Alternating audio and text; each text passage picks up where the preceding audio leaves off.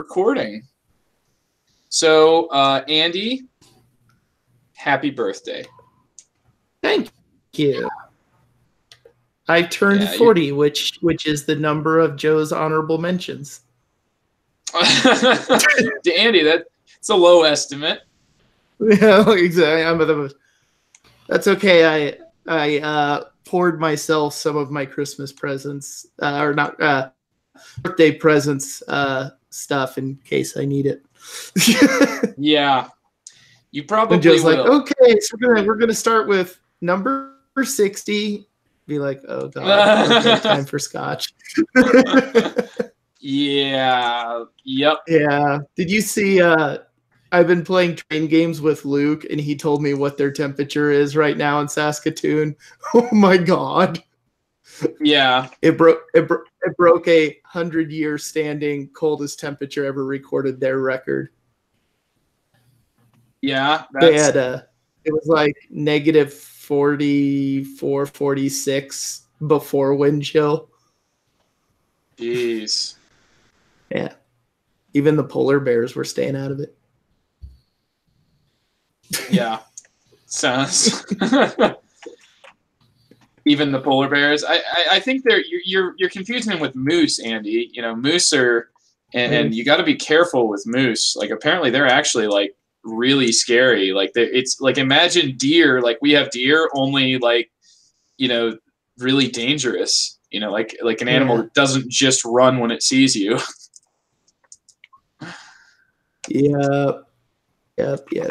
That's nasty, but maybe they'll get attacked by those hybrid grizzly polar bears. Yeah, for sure. It's definitely a possibility. You know what the best thing is like if it's a hybrid, how you have to officially scientifically name it. Like one of the names sounds utterly awesome and the other name sounds pathetic.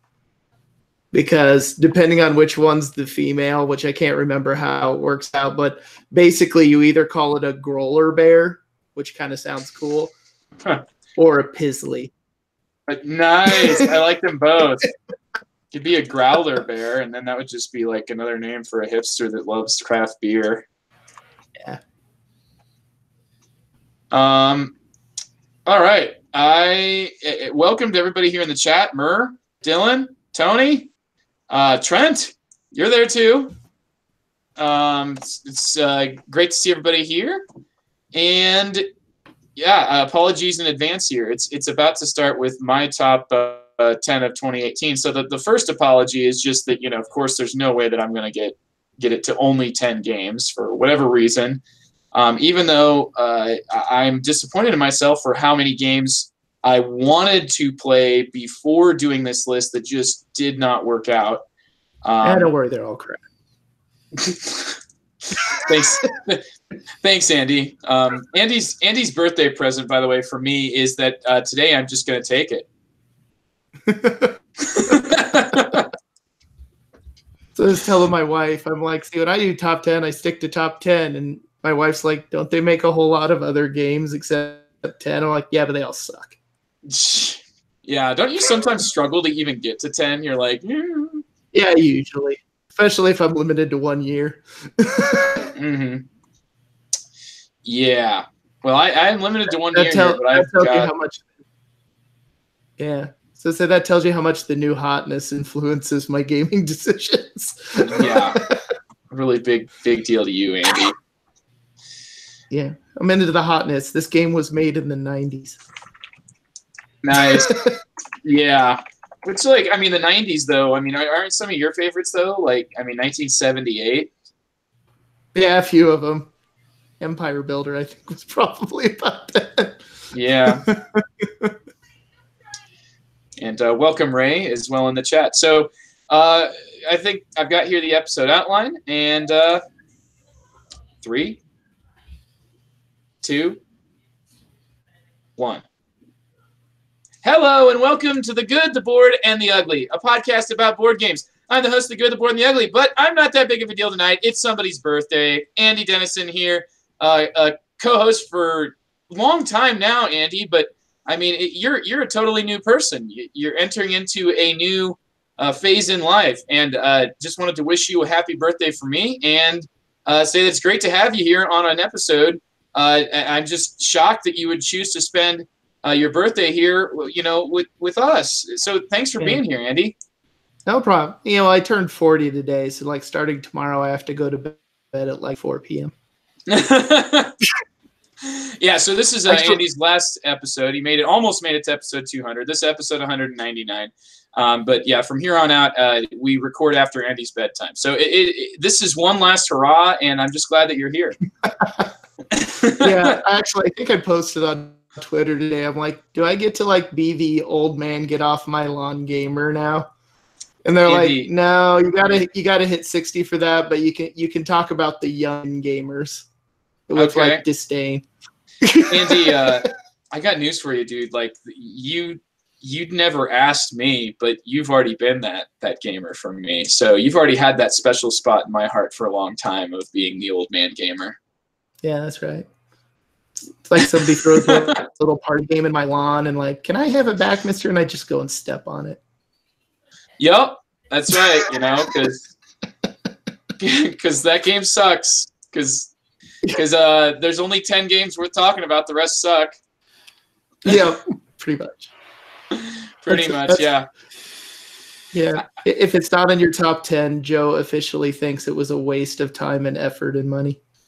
Wow, yeah, that's my attitude towards all games that I didn't put on this list. So for sure, yeah. And like I said, my gift to Andy today is I'm just going to roll with it. So yeah, if it didn't make my top 10, by the way, you're tuning in here to my top 10 of 2018, which I will unfortunately have to precede with apologies, just because there are so many games I did not get a chance to play that I wanted to play before doing this list. But you know what? It was about time. And I've heard some laughing there in the background when referring to how many games will probably be on my list. Spoiler alert, 10 is a difficult number for me to hit. And that laughing, I believe, came from Trent Hand. Yeah, is 100 difficult for you to hit? For 2018, wait. It's kind of a down year, so I think I could do 100 pretty easy. Yeah. Joe's going to take it all up. So wait, let me pencil in a review for Gaia Project. Oh, yeah. No, I'm kidding. Okay, Andy's going to give a review of Gaia Project because he wants me to sit here and take it. Yep. Nice. Well, Andy, you're free to go ahead and pencil in whatever review you want because this. Yeah, we do have some reviews to go before we hit my top 10 list of 2018, and then some hype to go after that. But first, thanks to our sponsor, Game Surplus, for bringing the world of board games to you, the listeners, as well as to us, the host of this podcast. So check them out at GameSurplus.com, where you will find great games, great prices, and the best service in the business. Game Surplus, bringing the world of board games to you. So let's start off with a review of Trent. I thought it was pretty funny that when you brought 2 games 2 weeks ago, both of them had the word core in them, spelled the same way, which is not a way that I always see it spelled. Why C-O-R-P? Why not C-O-R-P-S? You could be the New World Marine Corps, right? But no, this is different. I will let you take it from here. Okay, so I talked about one of them a couple weeks ago. That was Space Corps. This week I'm going to talk about New Core Order. It's a game about corporations. It plays from 1 to 4 players. I have played it at 1, 3, and 4 player accounts. I have not played it at 2-player. It takes about 30 minutes, I'd say, maybe a little bit more if someone's APing a little, but never more than 45. So basically, the way this game works is you have a tiles grid of 12 or 16 tiles, depending on the player count. These tiles on them depict one of 6 different company types. So there's usually 2 to 3 tiles for each company type out there. Each of those company types have a special ability associated with them. There's also conglomerates. So these are companies out there on the table that are represented by the tiles. Conglomerates are like larger companies that are buying and selling these little individual companies. Little individual companies like subsidiaries of the conglomerates. The conglomerates are represented by agents, and in my version, they look like little meeples. They're kind of tall meeples. that start the game on one of them at random on each of the 12 or 16 tiles that are out there. There are 4 different conglomerates. It's like the bigger group of companies. They're also represented by the cards in your hand, which are basically shares of stock. Andy, this game has stocks in it. Okay, so on your turn, you basically can only do one of 3 things. You can either draw 2 cards out of the deck of stock cards or off of the row of stock cards. This is exactly like Ticket to Ride. So you just choose 2 of them or choose 1 and draw 1 off the top, whatever you want, add to your hand. Second thing you can do is you can play any number of cards you want from your hand. So these are effectively shares to the table. They can only be of one of the 4 conglomerates, though. And they're really easy to tell. There's basically a white one, a brown one, a red one, and a blue one. So you might play 4 red cards to the table. That's your turn. When you do that and you play 4 cards to the table, that means you have to choose one of the companies out there that has agents on it, that has red agents on it, and then add 4 more agents to that company tile. So basically you're loading up a particular company with agents, and that leads right into the next action, the third action you can do, which is a takeover.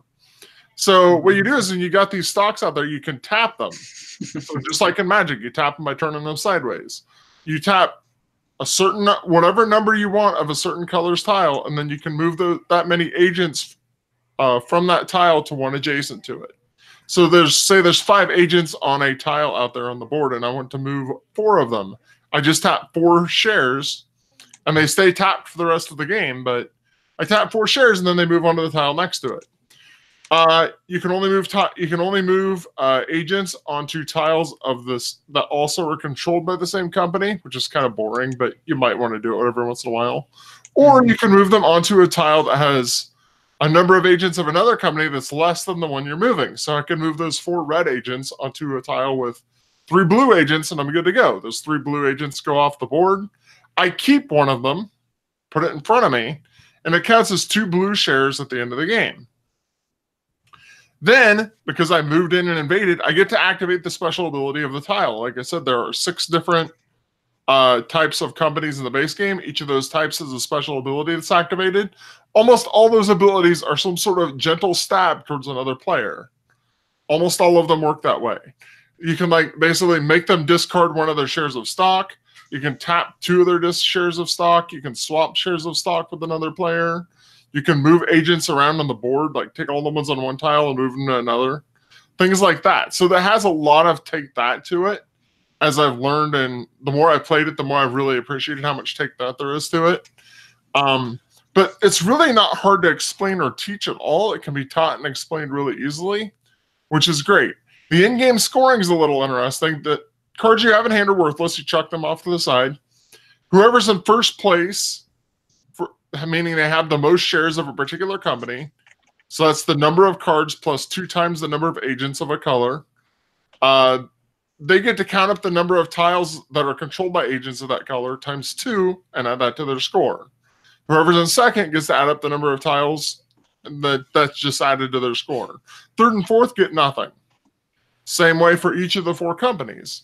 So what will happen in this game is, if someone's not planning ahead very well, you end up with the recent score like I had in the 4-player game I played, where the final score was 25, 25, 24, 3. So this game can be very mean. It's one where you can have bad decisions spiral out of control. You will, I guarantee you, have regrets about things you did earlier. That is a given. And it plays all in about 30 minutes. I'm really impressed with the amount of decisions in this for a 30-minute game. To me, it's one of those things that really fits in well as a heavy filler. It scratches a nice itch for me. This one will probably stay in my collection and continue to get suggested whenever I need about a 30-minute heavy filler game. I found it quite fun, and it's new Corp order. It sounds interesting to me. I mean, as soon as you said the word takeovers, I thought, this is going to be a game that appeals to Trent. I mean, any game that has mergers or takeovers. But did he sell you on it, Andy? Does this sound interesting to you? All right, I'll give it a shot. It's a short game that sounds like stocks and takeovers and stuff. I'd love to try it. And it sounds like there's some integration between it and another game by the same company called Peak Oil. Yeah, You can take pieces of this game and put them into peak oil, and I think there's something you can take from peak oil and put into this, but I'm not really sure. I've never played peak oil. I don't know. I'm just aware of it from the rulebook. So Yeah, I have of course. no idea. Yeah, this game does have an expansion, which I do have. It came with it. That adds 2 more. Basically, like I said, you have 6 different companies that each have a variable player power. And the expansion has 2 more companies. You choose 6 out of the 8 to play with, basically. And it adds a couple other little things too. But so there is there's quite a lot of variability in setup if that's your cup of tea. Yep. It is my cup of tea, actually, and I would love to give this one a shot. And it sounds like it's very feasible, as it does play. It looks like up to 4 players, but a very short playing time. So definitely seems like a playable game. 1 to 4 half hour. It's a nice solo game. It works really well solo. The game has a nasty AI, but I haven't been able to beat yet. So the ruthless AI. It's surprisingly ruthless. It's pretty mean. I feel like the way they set up the AI is getting more value out of actions than I know how to get at this point. I don't know if that makes sense. Like, yeah, it does. I don't know how to get as much action or value out of my actions that I'm playing against the AI as the AI is getting out of his. The AI blatantly colludes. Yeah, it's pretty nasty AI. So if that kind of puzzles up your alley, you probably like this one too. Mm-hmm. Yeah, for sure. Well, I'd say I look forward to getting the opportunity to play New Core Order. That's core spelled with a P, C-O-R-P. Or is it New Corp Order? Because it's corporation? No, Megacorp, something. I don't know. Well, anyway, I'm going to go ahead now and do a quick review, simply because I'm going to be doing some talking here during our actual episode topic and talking about a ton of games. And this game actually does pop up somewhere on that list, but not as a number, unfortunately, because I'm talking about an expansion, the expansion to Feast for Odin. Feast for Odin is a game that I really enjoyed when it came out and have continued to enjoy playing it. I think that it's, as a worker placement game, it has a different wrinkle on the genre by having it set up so that you can place 1 worker to go here or multiple workers. The more workers you place down, the more effective an action gets. But there's also card playing that's sort of like a very easy, simple way of boosting your 3rd and 4 people actions. And I love this is one of those games that drips theme from a Eurogame perspective. It has an entire 20-page almanac about how in A Feast for Odin you are the historical Vikings. And the expansion is called The Norwegians. And this is one of those expansions where it's almost as much of it just an augmentation and balancing of the base game as it is its own thing. It is one of the rare expansions where I would say I recommend playing it with absolutely everything. But basically what's new is you throw out the old action board, and now there is a new double-sided action board that adjusts for player count. The new action board features 1 new column together with rebalancing of many different actions that were kind of nothing really got nerfed, that I could tell, but there were certainly some spots that got better. Where they kind of consolidated what used to be a couple of actions into 1, and to make especially the livestock trading aspect of the game and what the way that you benefit from having livestock. I think that aspect of the game has been boosted to kind of bring it up on par with specifically the raiding element of the game, which could be so good. And there was a few other things in the game that really came close to how beneficial that could be for you. So the new column, though, the 5th column, is only for 1 or 2 workers, but it has to be your final action, which really makes this column interesting. It makes it so that every round has a sort of a potential for that big last action where you're getting a very efficient action. They tend to be pretty decent actions and unique new actions, but it has to be what you do last. And so the way that you plan the rest of your round, how quickly you dump your workers to set yourself up for this final action, especially if you're worried about competing with other players for it. To me, it's a great way to enhance the existing system in a way that adds more tension, because this was, if you listen to my old review of A Feast for Odin, this is really the first of Uwe Rosenberg's sandboxy games, with the exception of maybe Fields of Arla, which I do quite like Fields of Arla once you add the expansion. A Feast for Odin I liked by itself, even though it's sandboxy, just because it does so many things, and it has so many things to me that work on their own, that even though there wasn't much overarching tension, so to say, there certainly was a puzzle to make it feel like this open sandboxy game has something that sort of connects those disparate pieces together. Here, I'm seeing more of a focus on making every turn have tension in it, and I think that really is helped by that fifth column. Other aspects that are really cool here is that you start the game with a hut that you must build, but it is a double-sided hut that is unique.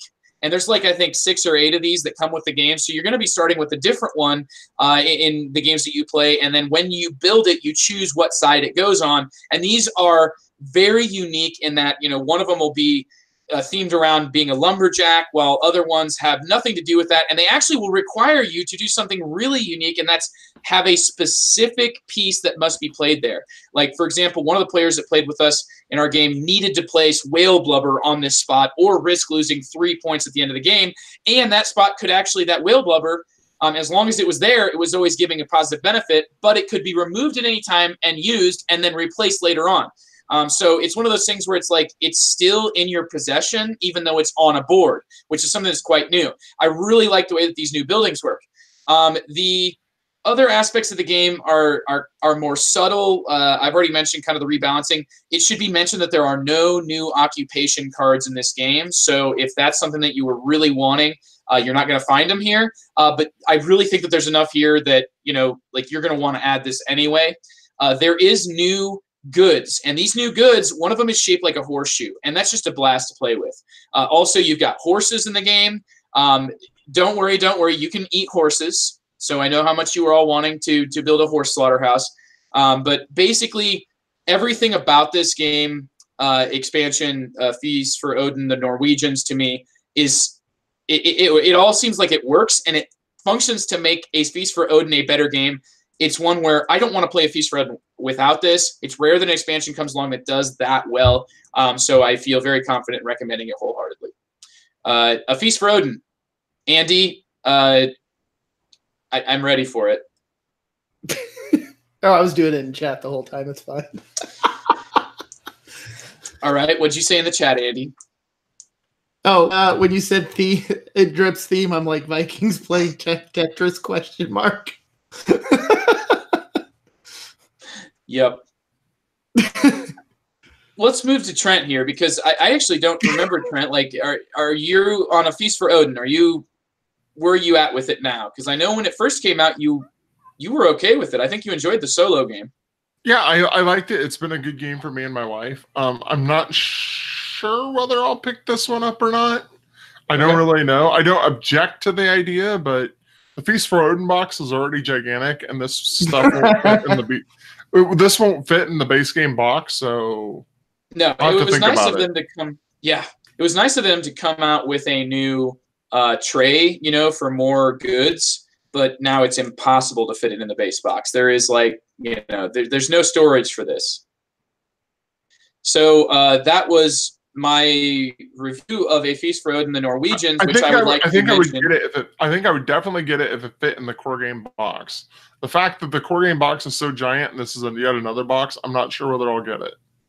I think that like real estate and spaces on my shelf, just like for you, Trent, it sounds like spaces on the shelf are almost more of a factor than anything else in determining whether you're going to get a game. And expansions that fit in the base box, do you ever turn those down? Not usually. Not unless I don't like the game. Sure. And if I don't like the game, it's on the trade pile. For sure. Yeah. I'm having the issue of like my closet space where I keep my games is starting to become rather full. Make your children move out, Andy. And one should be doing that here in a couple of years. So. There you go. Then you'll have my wife. But so my wife said we can't turn it into a game room immediately. You have to leave the bedroom while they're in college. I'm like, why? Then they'll want to come back. Mm-hmm. My parents turned my bedroom where I grew up into a guest bedroom because we didn't have one when I was growing up. So there you go. Yeah, we have one. So I don't know. We'll see what happens. I'll just make Will sleep outside. I'll turn his room into a game room. Hey, you can sleep in a tent. Yeah. Mm-hmm. I told him I was going to do that to him last Wednesday. Nice. And in this type of weather, it'd be great. Yeah. Although it was hilarious because he's been playing K2 with me. Mm-hmm. And I was like, oh, you'll have to sleep outside today. He's like, I haven't acclimatized yet. Oh, Will's coming along, isn't he, Andy? Oh, yeah. He's a smart kid.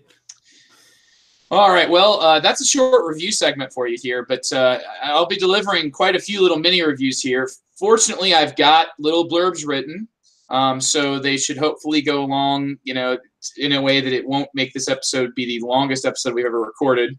But I would just like to first mention that I have some honorable mentions. It's always tough for me to make only 10 games. And I would like to say that the way that I've ordered these games is in a way purposeful, but also I feel like there's certainly some sort of shifting around that I could do and then look at the list and be just fine with it. So I'll try to maybe make points whenever I feel like there's a break in where, I feel like the next game I'm going to say has a jump in quality.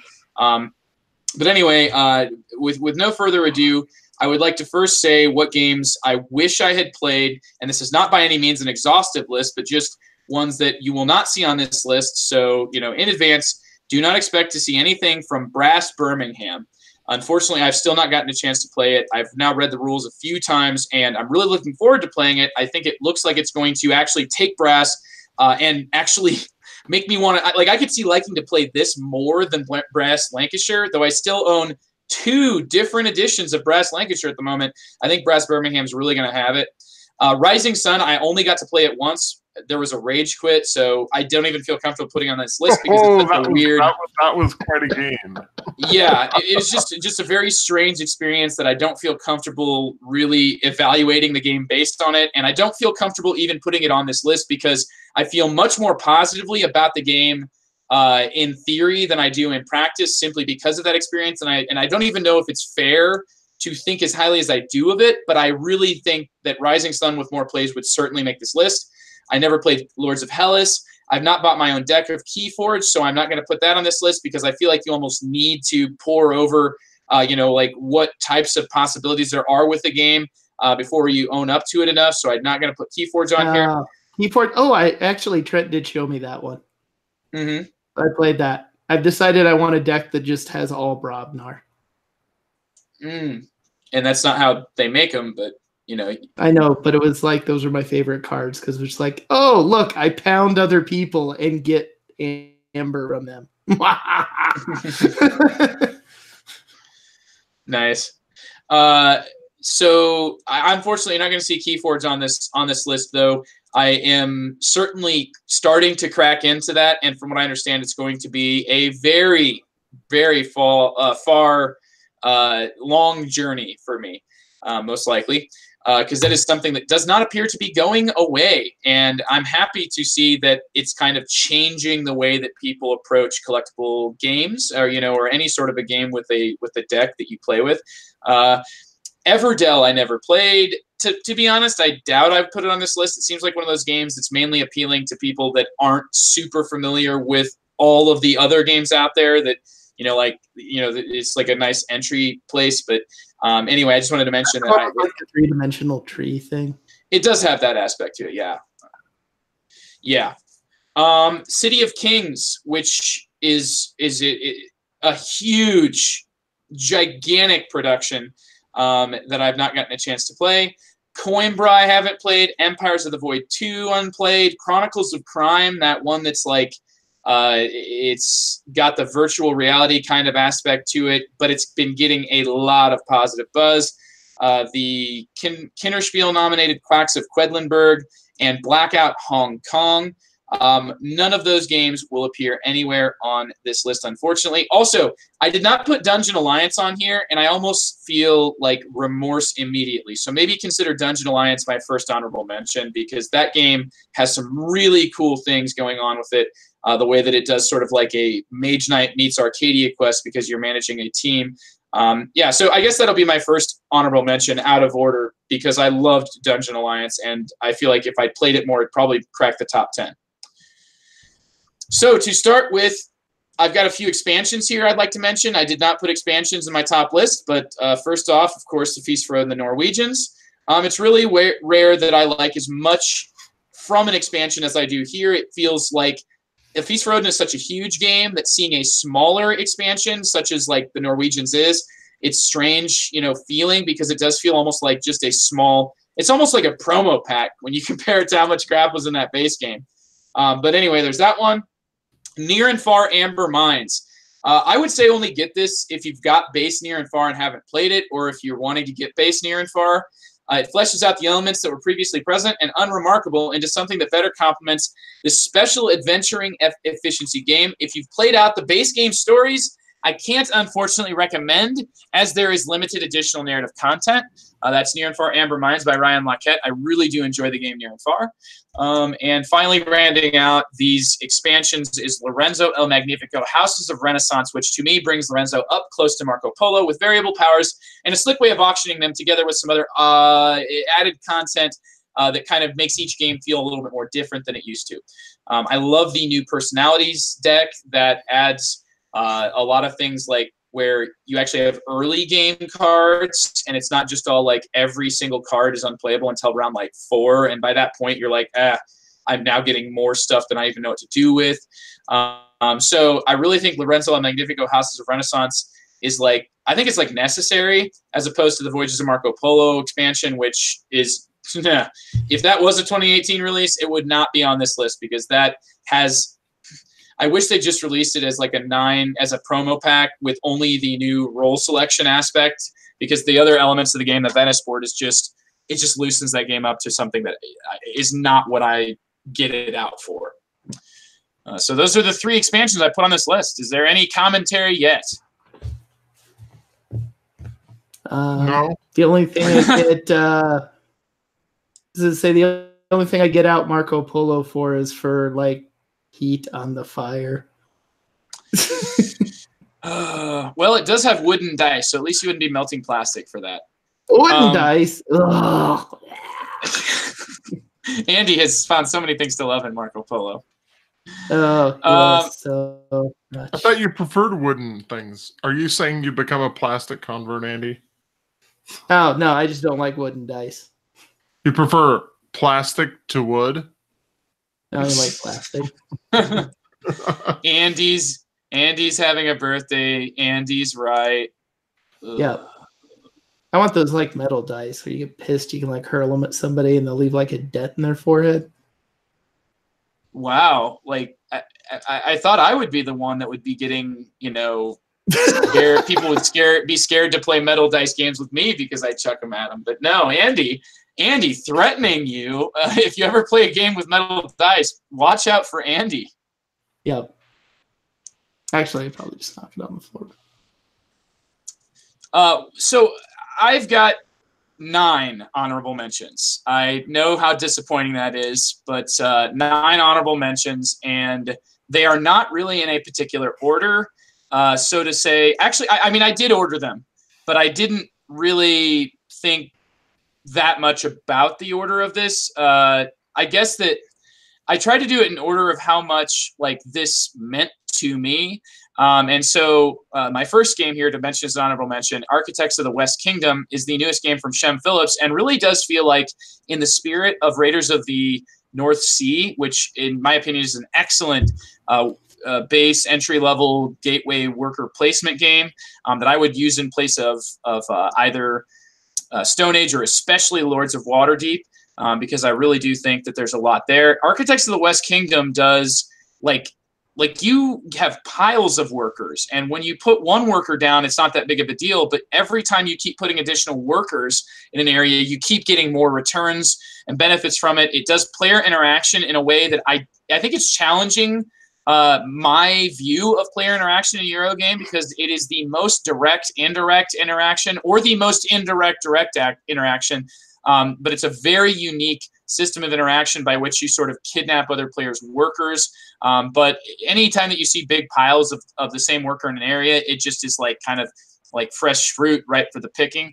So I'm really enjoying where Architects of the West Kingdom is taking a system that I think works extremely cleanly in Raiders of the North Sea. And in Architects of the West Kingdom, it's definitely a little bit looser of a game, but it certainly works in a very interesting way. And I highly recommend it for anybody that was interested in Raiders and that also likes interaction and worker placement.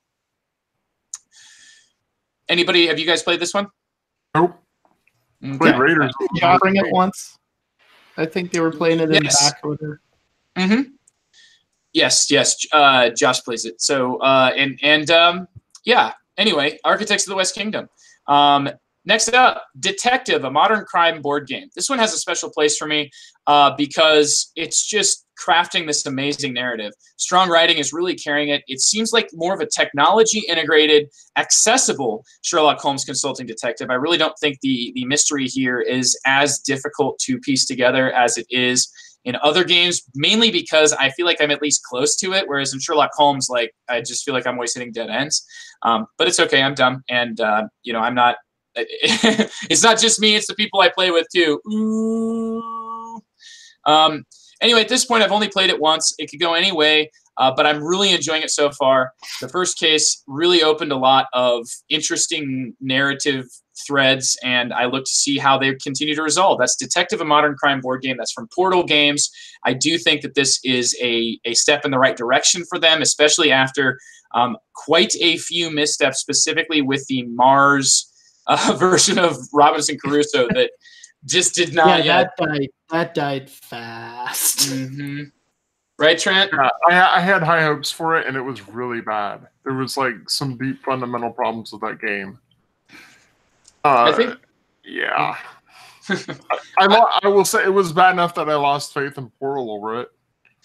Yeah, definitely. It's no longer an instaback. Like, to just mention, I'd say that not only that, but I'd say to a certain extent, just because I really, really, really love a game, when a game comes out that's supposed to be in the same series, I mean, if you look right now, if you really love Dead of Winter, and you went to try to pick up Gen 7, everything I've seen and read about and watched is that this game is not, it just doesn't go anywhere. It's, it's not what people were hoping for, expecting for. It's a more expensive game.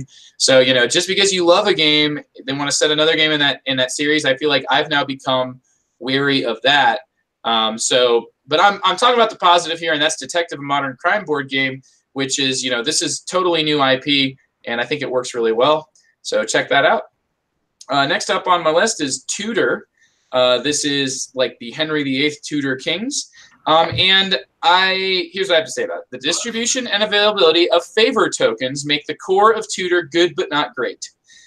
The extra game modes and possibilities elevate the overall package. So I would say the core gameplay here is good. I mean, it's just like you're going to be randomly putting out all these tokens, and then whenever people take them, you just randomly replace them. And generally, you're trying to score points by taking those tokens. So what you have access to and what you can do is the other pieces of the game. I enjoy the way that they fall in and augment that system, but really at its core, I think that it's decent, so I would recommend it especially I think that it's easy to get players into. I don't think it's a very complex system. So maybe with a little added complexity, maybe with a few tweaks as to how those tokens come out, it would really be something super special. But anyway, Tudor for me falls on my honorable mentions, not the top 10 for that reason. So let's do a little filler here with Sunset Over Water from Dr. Finn's Games. I personally think that this super filler is really what Dr. Finn's Games is best at producing. The game Herbaceous really did appeal to me, even though at first I thought that it was almost too simple. I would say Sunset Over Water is one of those games that it checks a lot of boxes considering it's a super filler. You're like managing this deck of cards. Yeah, everybody has an identical deck of 8 cards, except that the times, are set up. There's times listed on every card, and those are set up so that there will always be a first, second, third player. Like none of the times are ever the same, so you don't have to worry about that. But the way that you're managing this, the available landscapes that you have to paint with your piece that moves around the board, and the way that you're, it's like a recipe filling game, but the other pieces here, in only 6 rounds, you're able to I feel like I have quite a bit of impact, paint quite a bit of paintings, and make a lot of decisions. And it's ridiculously fast and extremely compact and breathtakingly gorgeous. Or as I say, gorgeous. Sunset Over Water from Dr. Finn's Games, designed by actually 3 people, one of which is an artist, Beth Sobel and Eduardo Baraf, together with Steve Finn. I really like this game. Have you guys gotten a chance to try Sunset Over Water at all? Nope. Okay, then. Next up on the list is Drop It. Drop It is a dexterity game. It has like a slot. Essentially think like Connect 4, except there's no rows to put things in. Instead, you are trying to drop your wooden pieces, of which there are many different shapes, and you need to drop every piece so that it does not touch anything else of your color or of the same shape. And actually, yeah, you get a color in this game. I'm trying to think. Wow, it's been a while. But anyway, you're trying to get your shape to land as high as it possibly can, which lends to this a very easy-to-learn system. But you're always trying to sort of get the highest you can by dropping it. And I do think that, this is what I want Connect 4 to be. Connect 4 is a game that's essentially been solved. But Drop It's this really cool, gives you the same tactile feel as Connect 4. So I think people that have ever played Connect 4, like me, are going to, enjoy the feel of dropping something in through a slot and like watching it fall. And because it's a slot, you can end up with some almost impossible physics going on, like a triangle that balances on a point and not a side, which I think is really cool. So Drop It is a very basic, strong core dexterity game that I highly recommend for anybody. Even if you don't enjoy dexterity games, try playing this one, because I do think it really works. Haven't Nobody's played Drop It. Anything to say. And Andy, Drop It is the dexterity game of all 4-year-olds. Yep. It's I dropped it. Oh God, I have to clean up juice again. You hear, I dropped it. That's hilarious, Andy. I don't know why.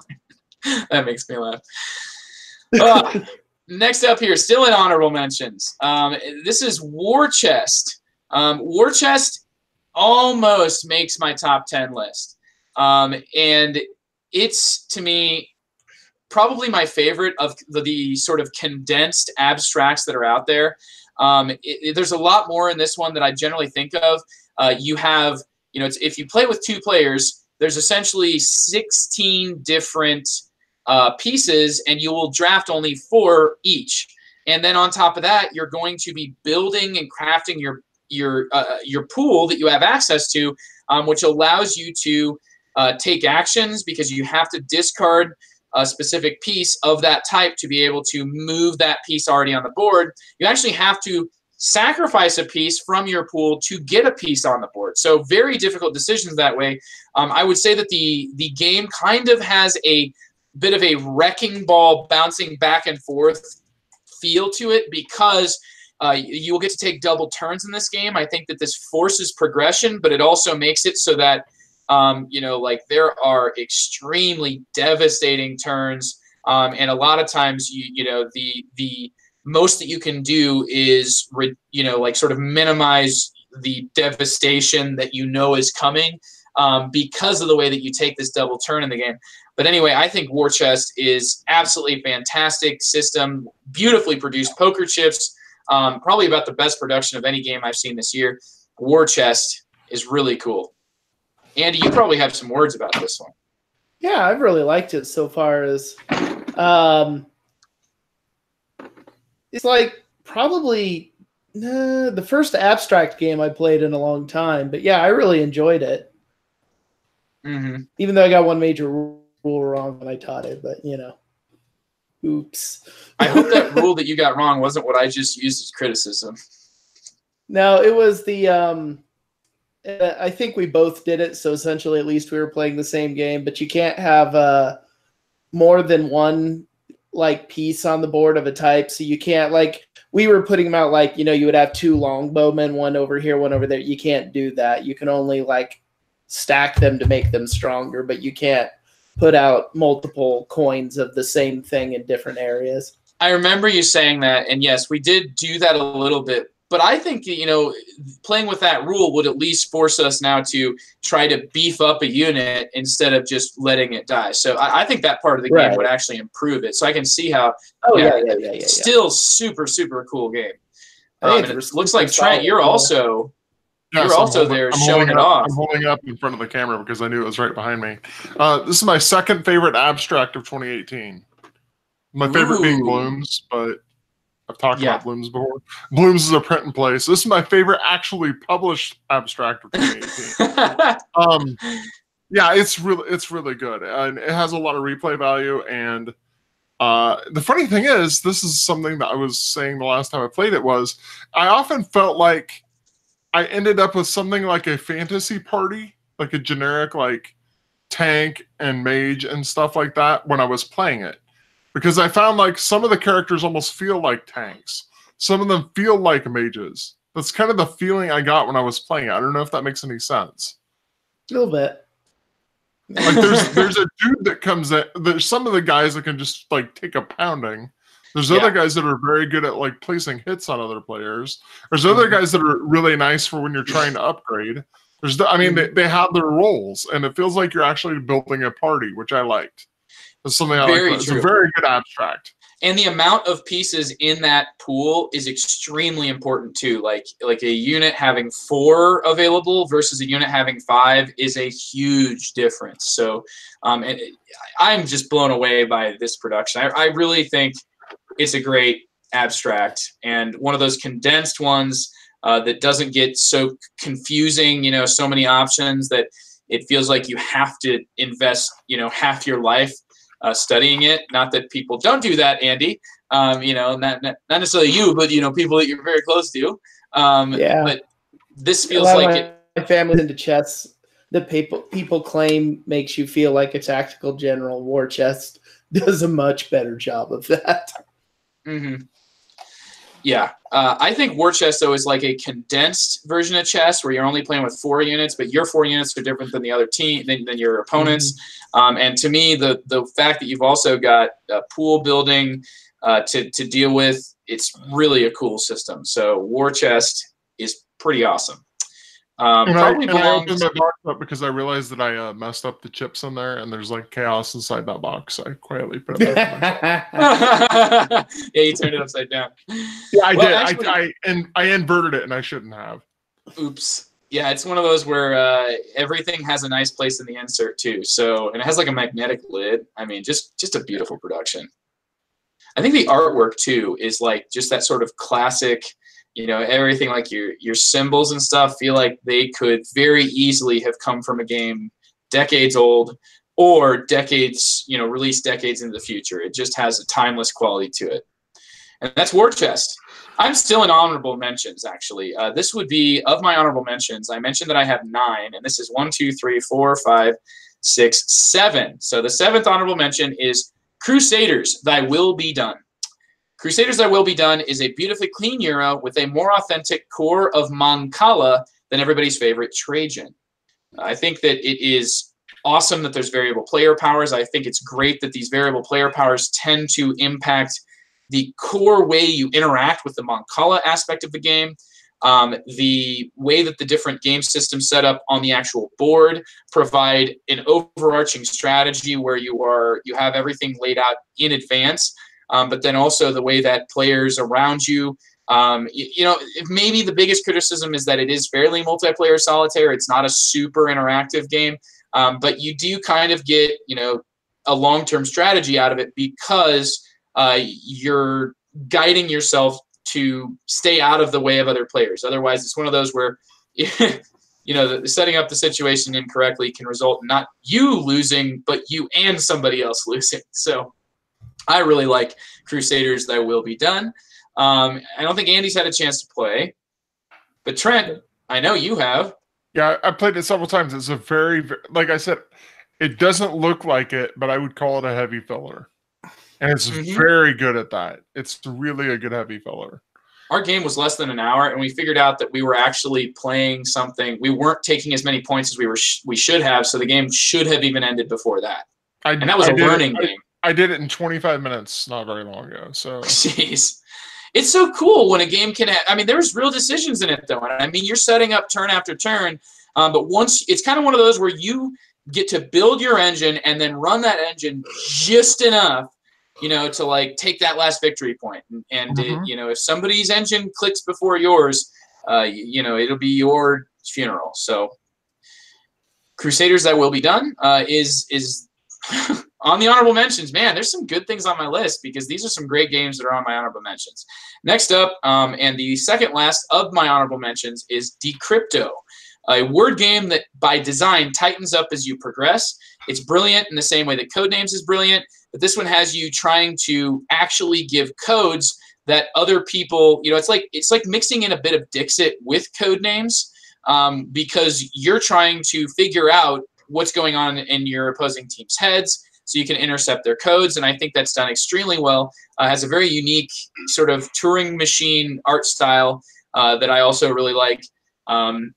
Decrypto. I think it is an excellent party game, word game, one that pushes you to use words that are not going to be easily registered by anybody else at the table.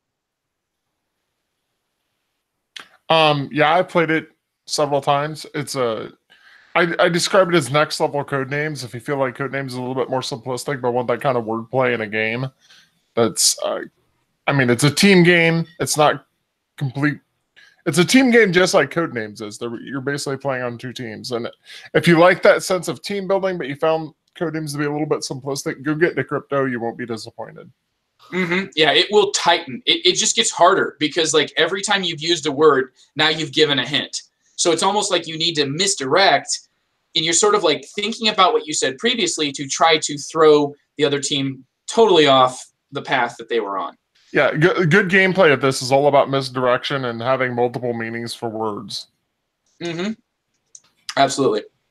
The last honorable mention here, Liberatores, The Conspiracy to Liberate Rome. This is from Mo Ideas, and to me is a heavy filler social deduction game. This is the heavy gamer social deduction game because this economy is so tight. It's so razor sharp, difficult to make things happen, that the actual roles that you have and the fact that, one of you is trying to make that economy go, tank the economy to make Caesar survive. It's tough to manage. Like our first few games of this, our group just, was playing too carefully. And we ended up having Caesar live, like the anti-historical, the non-canonical ending. But basically in Liberatores, you are trying to assassinate Caesar and so some of you are going to be on the Republicans team, which means that you want Rome to essentially transition into a sort of democracy. You are like the only people that win together. Other people that are sort of related to your team but want to take Caesar's place are called competitors. They are going to be trying to get the most personal influence in the case that Caesar's assassinated, so that way that means they get made the next emperor.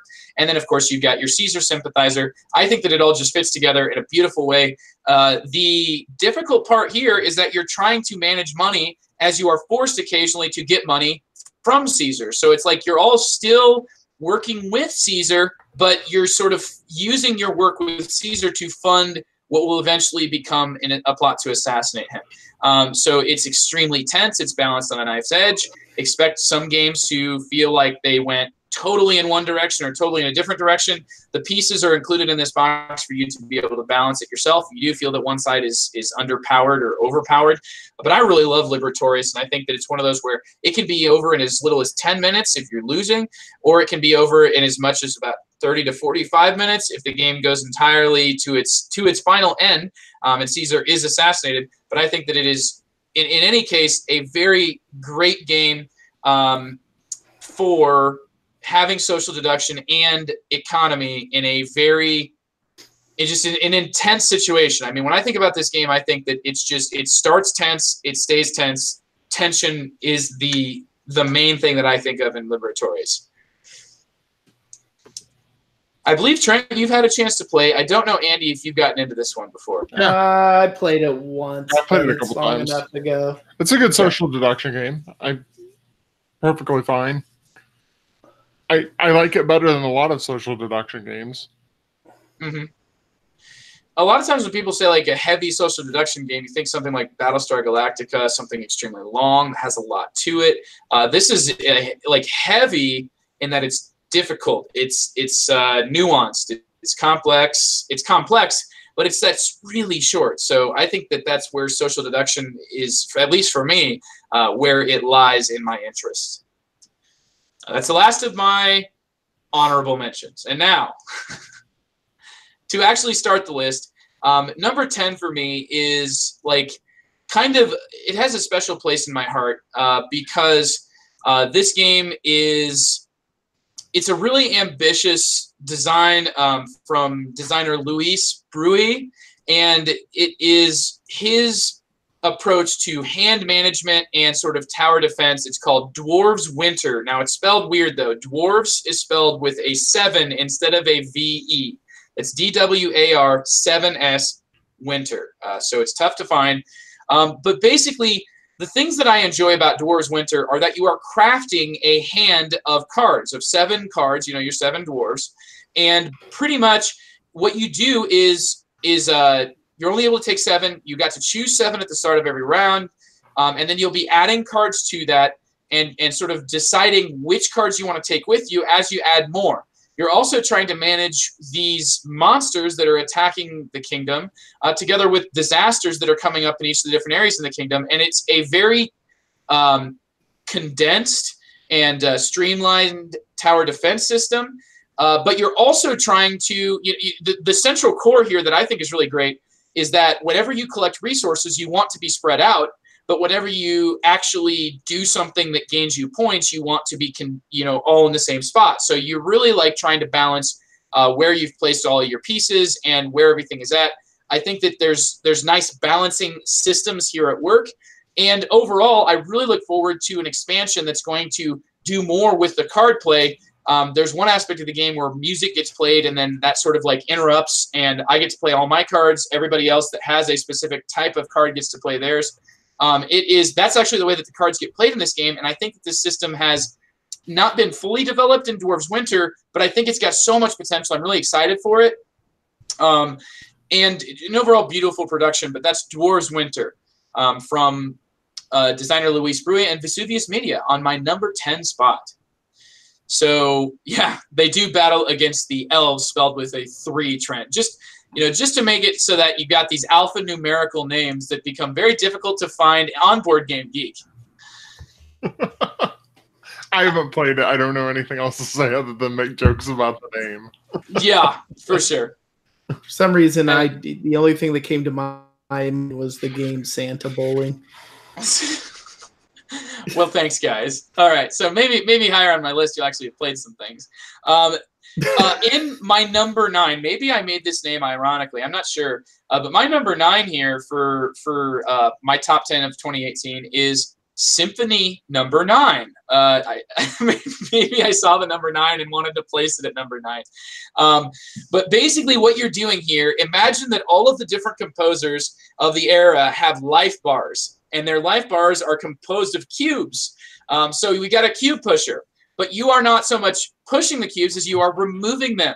And every time you remove a cube, it could cause a conductor or a composer to enter into a different era of their career in which their music was either better or worse, represented by a number. Once you have drafted these pieces, whoever has the most cubes of a composer gets to take a composed piece by them. These like musical numbers all have different ways that they score, and there is multiple scoring schemes in this game. You can like flip every scoring, every potential for scoring. Like some of them will say something like, oh, this is worth 4 points no matter what, whereas other ones will be worth more or less points based on how many composers actually end the game dead. That's right. You are literally killing the composers by drafting their life from them. It is just a wonderfully dry Euro that has that sort of like meanness and aspect of like cool to it. That's like, wow, Beethoven just died because I took the last cube from his life. And the way that the game explores different scoring schemes is very interesting. The next piece, though, to the game, and the one that I'd say is the most strangely perfectly balanced, is that there is a blind auction where you add up the numbers of how much has been given, and then that determines which pieces which composers actually get their music performed. And so you will specifically want to hit a mid or a low, mid, or high based on which composer's pieces you want made. And so you need to kind of think like, I wonder what everybody else is going to be giving and what everybody else wants. So you're trying to sort of think that, but then you've got that double think aspect of like, well, now that I know that they're thinking that, how much should I actually give? If you give too much or too little, there is no concert, which sucks. And it sucks for whoever gave the most to the least, respectively.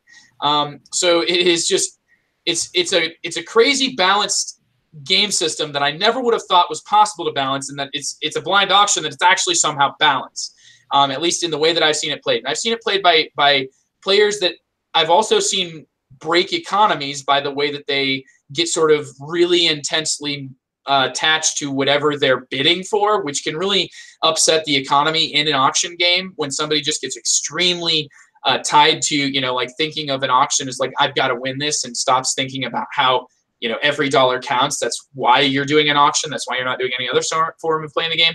I've seen players even try to play it like this, and even then, you know, the game system is specifically made in like just a iron airtight design. So Symphony Number 9 is one that I really enjoy for that.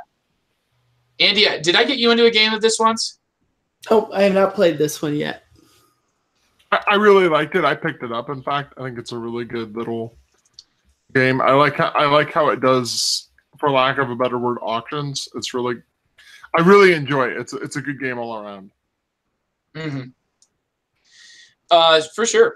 All right, next up on the list, number 8, Trade on the Tigris.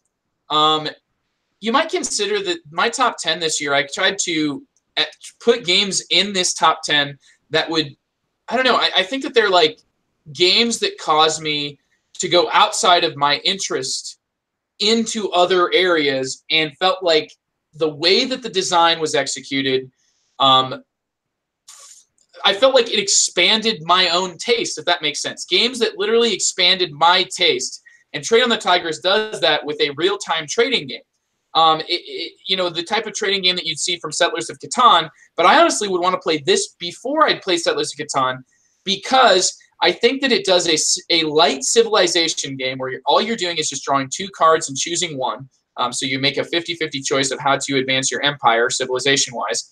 But the way the trading aspect works in the game is really that sort of, you know, real-time, hey, I'm going to give you this. Do you got any of this? And there's 2 bits of information on every card. The top half you may not lie about, and that's kind of how you're scoring points. But the bottom half is what's going to adjust your standing on the religion track and the government track. And you'll specifically be wanting to get in a sweet spot with those development tracks, with your religion track and the government track. But what people trade you, you know, if they're really savvy traders, will be specifically trying to keep you in the weaker, lower, more central spots in those charts. If you get too extreme, you become a fanatic, which makes you a little bit less efficient. But I really think that Trade on the Tigris does an early civilization game on a light aspect together with real-time trading, and I think it's extremely well produced. and very, very, very easy to teach. This is one that non-gamers, I've taught many non-gamers, and they have loved the experience. So Train on the Tigris from Tasty Minstrel Games. It is the Jeff Engelstein, Ryan Sturms, when they were saying they were wanting to design a Civilization game. Really, I think they've executed well. I think of Jeff Engelstein's designs that I've played, I love this one the most. Yeah, and you can actually go back and listen to all of the Ludology podcasts about them basically building this game. So, Trent, you played this? It's pretty good. I would say, for me, I really like Sidereal Confluence, but I know it's not going to get played really often because of what it is. And this is like a lighter game that kind of scratches the same itch. Yeah. That's probably where I would put it. Sidereal Confluence is a game I love very much. This is a lighter version of it that kind of scratches the same itch. I agree with that a lot, Trent. I think that's a very accurate way to put it.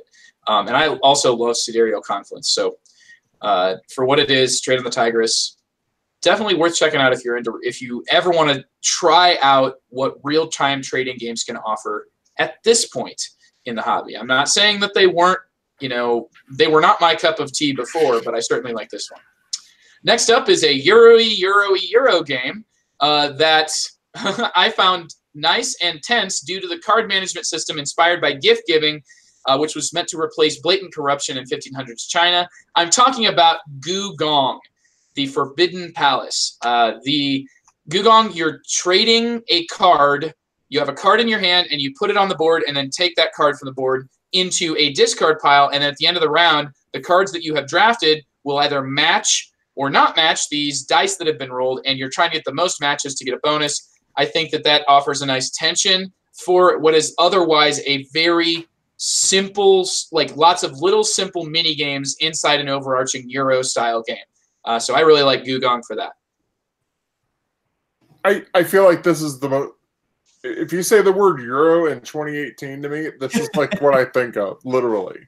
It is this is like the definition of the word Euro right now. So take that for what you will. I mean, if you like other games that are called Euro games that are coming out in the last few years, I guarantee you'll like Gugong.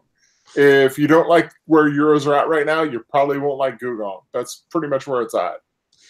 I do think that it's trying to find indirect forms of interaction, which is exactly what, that's how Euros do interaction. Yes. I feel like everything here is like that sort of indirect interaction that I would hope for from a Euro.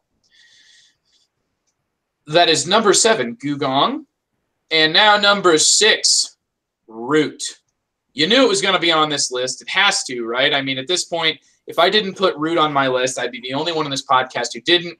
And I would be denying myself how much this game has entertained me. I believe I've hit more plays of this than any other game, big box game from 2018.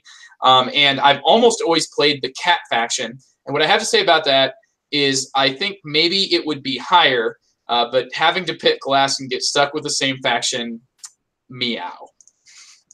I find it to be the love child of vast and counterinsurgency coin games. And I still don't really feel like I understand the game. It's kind of like a perplexing experience. I'm really excited that it has hit so hard in the hobby and made such an impact already, because it's got a difficult sort of, like the who's doing well. I feel like, players will just ride waves in this game. It almost feels like, when somebody's on a wave, it just feels like they're unstoppable. And you've got to find a way to sort of create that sort of momentum for yourself and be able to ride it out and somehow not peter out to, being the punching bag for other players. It can certainly make it, you can find yourself in a situation where you feel like you have no chance of really winning, but what you do will only impact who might win. But overall, Root, the asymmetrical game from Cole Worley, that was kind of like his answer to coin games, and he developed it alongside Leader Games, who had experience for Vast with, really focusing on asymmetrical gameplay. And I find Root to be a beautiful game and one that I still have not even figured out in the slightest. So that's why it's my number 6, Root. Yeah, it's my number 1 game of the year, and so that's all I really need to say about it. I really like it. Yeah, it's really good. I know I don't know where I saw this. They're working on another expansion now that should be kickstarting here in the next couple months. I think if I remember right, things I saw on Twitter is there's going to be like a crow faction and maybe a mole or something like that. Mm-hmm. And they're going to also, as part of this, offer at cost, so with no profit, but you'll still have to pay for it, redone player boards with like the balance tweaks that they've been doing since then. Yeah, the lizards are way improved, by the way. I've been playing the wizards the new way, and they're way better. Yeah, they did those, and I think they like brought down a little bit like the Woodland Alliance, kind of up to the cats, and just made things a little bit more clear. But yeah, no, I'm totally gonna get that. Yeah, the lizards needed a buff, and they're gonna get it, and that's yeah. Mm-hmm. So I mean, you can look forward to more coming out that's going to make Root an even better game. As it currently stands, it like, especially if you just are playing those base 4 factions, they're so integrated with each other. I think it's a pretty good sign that like when Root came out, they said, you know, like Root from the makers of Vast or whatever, right? Or the company that brought you Vast. And now the new Vast is from the company who brought you Roots. Yeah, no kidding. And I think that from the company that brought you Root is going to be, you know, I would not be surprised if that continues to be something into the future beyond just, you know, with the next edition of Vast. I think there's a good chance of that being a potential evergreen title right there. Mm-hmm. Yeah, it's really something special, and the fact that it's able to pull off what it does in it's a no-nonsense design. Like everything that you're doing in it seems to matter. Everything is giving you the tools that you need to win the game, and you know, to carve out a place for yourself in the wood, you know, of whichever one you could play. I think that there's just a lot of cool things going on here. I also like the way that it does randomness and the way that it does combat. The combat dice are just a very unique way to do dice. You got D4s, you roll 2. The defender essentially gets the lowest number and the attacker gets the highest number to give attackers at least some sort of a benefit, but you have to already have units. It's just it's a cool system. I mean, you know, like I could say that like that for every bit of this game, and that would involve me talking about 4 unique factions and all the different little pieces to them, which I think have just been very well refined, and which is not something that I always expect to see in a game. You know, like Vast, I don't think had necessarily that same refinement. I think it kind of almost had been sanded to the point where every one of those factions almost just locked in together into a stalemate. And I think here that Root does not result in that at all. I think that Root is one of those where if you sat down and did the math on, you know, what the how much the metas differ between group to group, I think that this is one of those games that would just be like, how did this design get so well, you know, just so well developed? And that's number 6. I realize that I've been announcing my own numbers, but now that we're in my top 5, you know, maybe we'll do a little bit more theatrics here. Trent? Number 5. Yellow and Yangtze. Tigris and Euphrates is sacred ground, and I'm not saying that what Yellow and Yangtze does is better than Tigris and Euphrates, but I want to play it a lot, and for the same reasons I enjoyed Tigris and Euphrates. If you've mated for life with Tigris and Euphrates, I respect your loyalty. But you know what? It's, to me, something I can teach to new people. It's a very, very simple system, but I think that it's been rounded out in ways that make all of the weapons equally dangerous, equally effective, and you've got a little bit of an added bonus yellow gold action that is very difficult to obtain, but can be so good because it counts as whatever you need.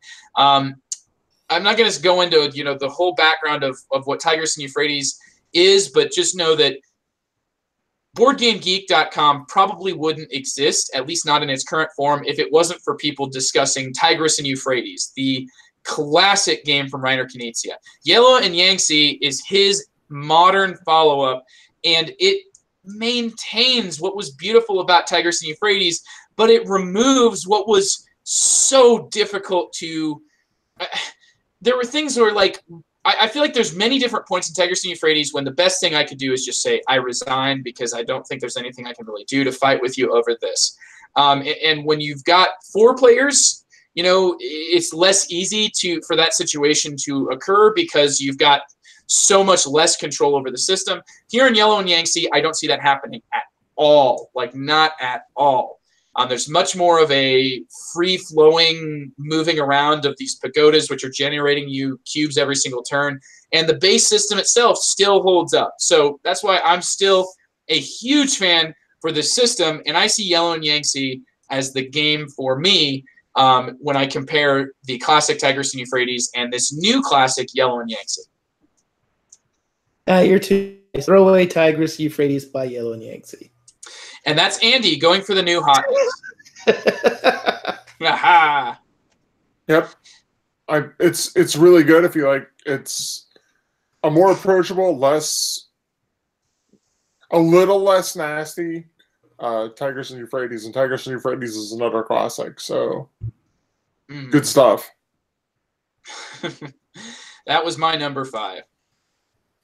Number 4. Teotihuacan, City of Gods. Finally, they designed a practical use for the numbered cubes. The dice in this game never get rolled. And I think, for real, this one still feels in the spirit of Sulcan. Sulcan, the Mayan calendar, the one where you twist the inner cog and it makes all the different outside cogs spin, is a game that's, you know, you've got to respect the beauty of that design when you play it. But if you look at the high-level play, it does not keep high-level players compelled because there are just elements to the game that make players obsolete with no way that they can really get back into the game.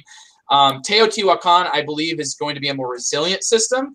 And the way that it does upgrading and manipulating the positioning of your different dice not only forces you to try to get the best dice in certain spots, but it also makes you want to be doing what other players are not, and then try to benefit from what they are doing by getting money. You're going to have to either pay Coco or take Coco every time you take an action, and the amount that you have to pay or that you can take is always equal to however many players were there before you took the action. I think that system by itself is just beautiful. The other pieces here really almost feel like they've been taken straight from Sulcan and put into Teotihuacan in a way that I really love. The thing that I think is really new and cool is the technologies that you can acquire in the game, and the way that the central temple is built has this way of matching. And I think that between the beautiful pieces that are used and the decorations, it's just something really special here. For my number 4, Teotihuacan. Yeah, I played this a couple times. It's a very nice Euro with just enough player interaction to keep me interested. I like the blocking element of it. It's like a worker placement game, but except that it's not full blocking, but it'll cost you. Mm-hmm. Yeah. The only thing, like, I was thinking, because I'm now, God, what is it? I think at least 3, maybe 4 plays of this now. And I'm starting to get a little worried in that it may start to feel kind of samey in the sense that, like, I'm really starting to think, like, the strategy should be the same almost for everyone, in the sense that you hit the technologies as fast as you can and then just hammer that home for the rest of the game. But I don't know that for sure, but it's kind of coming that in a way that I'm wondering about that. And I don't know how that'll affect, like, my enjoyment of it long term, but at least so far I'm really enjoying it. The counter to that is to speed the game up. Yeah. The counter, if you see someone just investing a lot of early turns in tax, you need to speed the game up because you should already have a lead at that point. And the faster you make the game, the less turns you give them to exploit the tax they built. I'm just saying that I've played it a few times now, and that's what you do. If you see someone investing a lot of turns getting tax, you need to be putting the floor, getting some 6s and accelerating that game ASAP. Just saying. Yeah, I'm not ready to say that what I'm saying there, like, is for sure. I'm just kind of like thoughts I'm starting to have as like I've played it enough. The rules are starting to get out of the way, and now it's just kind of looking at the strategic elements of it. Mm-hmm. Definitely, Andy. You're getting to the next level with this game. I think you played it, what, like 4 or 5 times now? No, at most 4. I think that's but yeah, I'm getting to the point. I'm getting to the point now where it's like, you start looking at not only what actions you want to take, but the way to make them so that your dice end up in positions to support each other. So I'm kind of getting to that level of it. And then starting to look at like, okay, I've got that down. Now let's start thinking about a grand strategy. So I'm not just making tactical dice choices, but rather strategic dice choices. Yeah. Yeah. I do think, Andy, that like the tactical aspect of it is like the sort of like the short-term benefit of like, oh, I want to take this action now. I know that I'm going to need it, but like right now it's free. And it's tough because, like what other players are doing is what brings those tactical situations up. It's what creates that situation. I think that's really cool because if you compare it to like say Sulkin, when other players take something, you were just like screwed in Sulkin. Like you could get people that would just put all their workers on the corn track and you can't get corn this round. And if you're in a bad situation, my first game of Sulkin, like the thing that kind of infuriated me about Sulkin is it seemed like it was a little scripted at the beginning. It's like, if you're the first player in the first round, you should do this. If you're the second player, you should do this. And if you're third and fourth, good luck, have fun, you're screwed. It kind of felt like that. It's the same way that advanced players actually consider that game as well. That's why the Sulkin fell out of favor at the World Board Gaming Championship, the WBC. So that was my number 4, Sulkin. Number 3. Endeavor, Age of Sail. Endeavor, Age of Sail is an update of Endeavor, which I had played before. And it was a game where I thought, like, this is such a great core of a game, but I just didn't want to keep coming back to it. Endeavor, Age of Sail makes the base game of Endeavor have just a tad of variability in what level 5 buildings are available. But what I'm really excited about is that it adds these exploits. Exploits can be there's 15 of them, and you only play with 3, and each of them will sort of entice players to engage with one part of the board more than they normally would, and for a specific historical reason. So I like this. This is a beautifully produced, it's one of those like Kickstarter Euro games that's finally getting the Euro side of Kickstarter right. In that, we want games, and when I say we, I mean, other gamers that appreciate efficiency in the design. Well, give me efficiency in the way that I play the game before you give me, the gaudy, overproduced pieces, especially when they need to be housed in their own separate miniature boxes. Here, Endeavor all fits together. It has a beautiful tray that you can pass around for the buildings, which just, it makes the ease of setup so much better. And just overall, I think Endeavor was a great system before, and it's really like one of those concentrated Euro experiences. But more than anything, like I'm just like my head is spinning with how much they've explored the historical happenings of the Age of Sail, and that's why I love Endeavor Age of Sail. Yeah, it's a pretty good game. Like I said, I agree with you. I played the original a long time ago. To me, the original was forgettable. This one kind of feels like it streamlined the original a little, but more importantly, I think those different variable in-game situations make the game a lot more interesting. Gives you something to work for, whereas I felt before you were just kind of meandering on towards the end. A lot better. It's a very good game.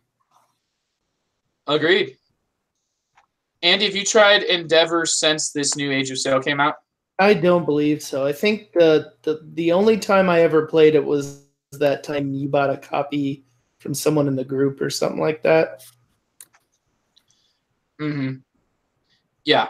Yeah, that was before. That was a long time ago. So yeah, it's this is definitely worth revisiting. But the core game has not really changed that much, just a tad. But you know, there's to me there's stuff here. So that's my number. That's my number 3. Endeavor: Age of Sail. Number 2. My number 2 is here because I respect the design of this game probably more than any other game by itself in terms of the innovation that it provides and the just ambition of taking a core concept that I've never seen attempted by a game of its weight, of its heft, and then marrying everything together to just make something that I just can't believe how much there is here and how well made it is. I'm talking about Cerebria, the Inside World.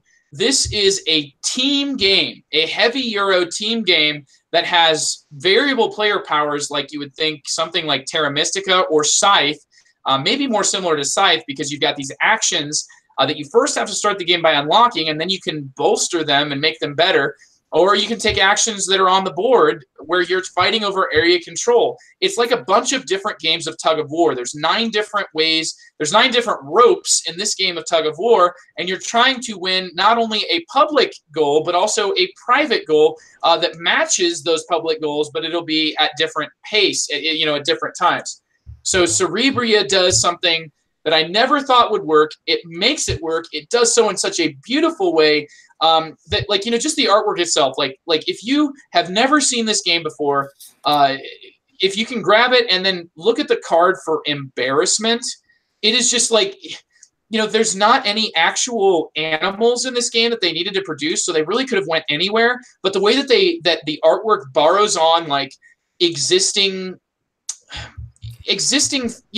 I would say archetypes or existing archetypes. Like embarrassment takes an elephant, and then it's like an elephant where its trunk is just totally sucked into its body just because of how embarrassed it is. Like it's one of those where when you see the card, it's so hard not to go, oh. I think that all the different pieces in this game have that sort of an intense emotional reaction. I mean, you literally are playing with emotions here, and just the designs. Like the creativity is off the charts, but it works. It works in a very fine-tuned package. It's taken a bit for me to crack into it because it does have like 9 levels of complexity. You can play the most basic of basic games that's only supposed to really teach you the game. Then you can play like the regular game. Then you can play the regular game with variable player powers that are all unique. Then you can play the regular game with a specific deck of cards that is set to your player power. Like you're playing as the forces of either bliss or gloom, and so you're like either love or anxiety, and you'll have a specific deck that is set up for love or for anxiety. That's another degree of complexity. You can add on top of that there's an expansion that you can play with that makes the game go up potentially to 6, where you're that to me, reading that expansion was like even more, like that expansion adds players that are not their own separate force. Well, they are, but they want balance. And it's just so cool the way that their entire game and all of their goals are more based on like maintaining a certain equilibrium between the other 2 sides. And that to me is fascinating as well. So I've never seen a heavy Euro that does teams like really at all. And I think that this is hugely successful. The way that like the game is one of those like Scythe where you learn it and the actions seem very easy, but then very complex on the long, like when you realize what all you can do with it, there's a lot there, but really there's only 9 actions in the game. So that's my thoughts at this point on Cerebria. Andy, you've gotten a chance to play. Trent is just showing off how beautiful this game is, the Origins box that I think he also got. So what do you think, Andy? I enjoyed it. I think the only thing that like I found a little daunting about it is maybe like the same thing that was kind of daunting about Tricerian, and I think maybe like the thing that can be difficult to get to a higher level of play, in that in both of them it felt like those who had read and really thought out like where they're going with their cards in this little booklet would do vastly better than those who have not. If that makes sense. Sure, yeah. Like the little booklet that describes your basic and advanced versions of the cards. Like in Tricerion, you did that with your tricks. Like you didn't, if you had planned out the order of what tricks you were going to get and what leads to what better, like you were just going to do markedly better. So I don't know. And that kind of felt like that's the one like sort of hang up in that game that makes it harder to get into. I mean, other than that, the rest of the things going on in the game were not that difficult. It honestly, once it's all set up, it's kind of like Tricerion like that too, in that it looks way more complex than it actually is. Like it looks way busier than it really is. But I thought it was a pretty good, solid game, and I enjoyed it. I especially thought that they handled the balance-wise, the 3-player game, like the 1 versus 2, seemed to work really well. So early in this episode, we learned that Andy now prefers plastic pieces to wood pieces, and now we're learning that. And now we're learning that he rejects games that require advanced planning. Yeah, so you got to read like this little 30-page booklet for so that you. Well, look at the rule books for some of the games that you have, Andy. You're the guy coming from the Sierra Madre games. Oh yeah, but you don't have to do that once. Really, you really only have to do that once. Really. You're going to go with that? No. You refer back to the Sierra Madre rule books like constantly because the game makes no sense if you don't. Yeah. Well, I'm more like thinking like getting the rules down for Tricerion and Cerebria weren't bad. It was just like you got like a catalog of like cards or tricks where it's just like, okay, I'm going to start with this one, then I'm going to get this one because it synergizes with this one. And it would be really hard to know that without really taking time to go through it. So I could see where like the difference between good and advanced play, I think, is wrapped up in there. And then like there could be some potential maybe for some like AP issues when you get to that as well for players. But I mean, that's kind of a minor criticism. Like, it didn't keep me from playing the game, honestly, and I would play it again for sure. Mm-hmm. Yeah, I feel like, Andy, since that experience, which you deserve to hate this game because of how awful I botched that first experience that you had. I don't hate it. I enjoyed playing the game. That comes down to me. But since then, I feel like I've now learned enough to competently be able to teach others how to play it. I don't think it's that hard of a game. I don't think necessarily that the rule book sets it up wrong, but I just think the rule book has that sort of extremely thorough aspect to it where they're teaching you the game, the rule, and the way that it works. This is maybe a game, and I maybe get skewered and driven out of the entire media creation business for saying this, but I think they might have benefited from having 2 rule books for the like a learn to play and a reference. Yeah. Because I think they tried to sort of wrap those up together, and it does make for a kind of unwieldy resource. It's tough to reference, and it was kind of tough in the learning because it was just so many things about it. But it's worth it. It's really worth it. I think personally. Well, and let me be clear. What I'm talking about is not the rule book. What I'm talking about is like the little booklet that each player gets that tells you what each card does and then what upgrades to what. Like, yes. That's like a necessary piece. Yeah. Oh, it is. But I'm saying that's an easy place to get lost as a new player. And like knowing what cards to get and what to upgrade to, I think is going to be that real critical point to moving towards advanced play of it.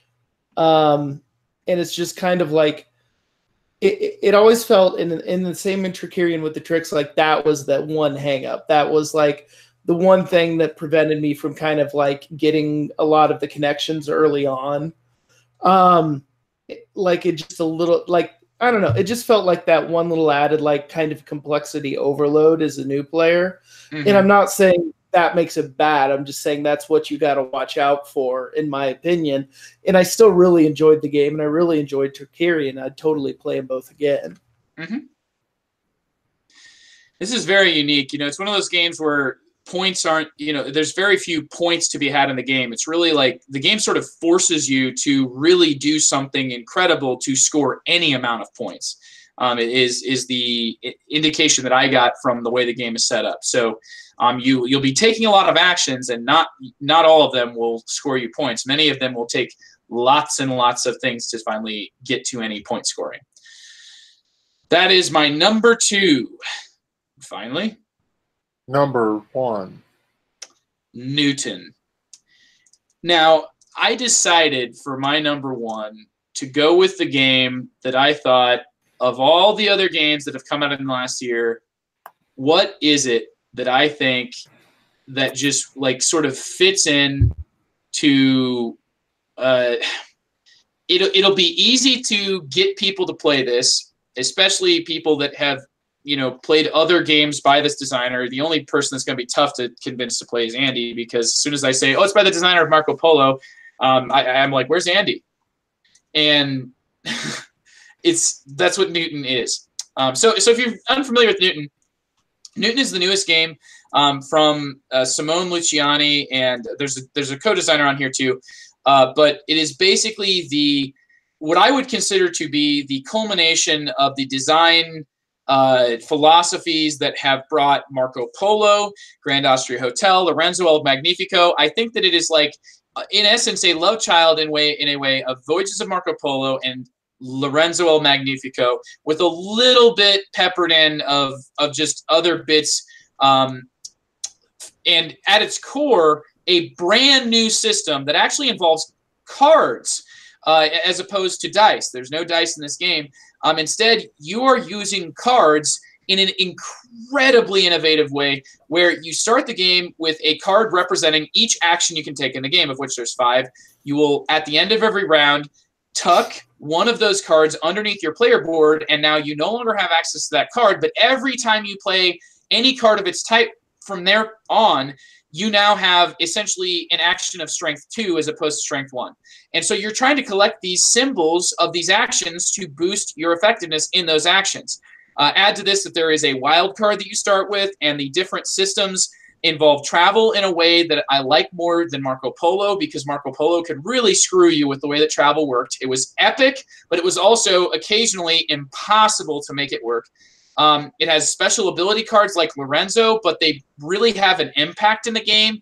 They're distributed, like the way that you achieve them is going to be the same in every game, where you either have to travel to a remote part of the map to get one of them out. You have to complete, kind of like advance on the tech tree in a certain direction, or you have to get lots and lots and lots of books in your library. So the way that these personality cards come into play is going to be something that you can actually plan for and have an idea of when you're going to get them out, because that was my issue with Lorenzo and Magnifico, being that the cards, by the time you finally got them played, they just really didn't matter anymore. So Newton, I think, fixes that aspect of it.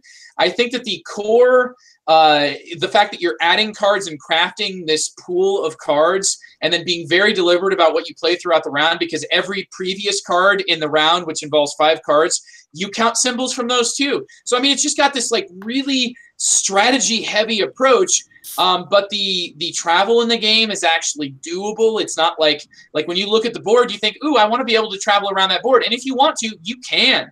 It's not going to be that difficult. But the other game systems lean on travel as kind of like a supplementary thing that you do. It's not something that's like the prime focus of the game, is in like Marco Polo, where if you don't, like, you cannot play the game of Marco Polo without doing much traveling. I could see somebody doing way less traveling than other players in Newton and still being competitive, still putting up a fight.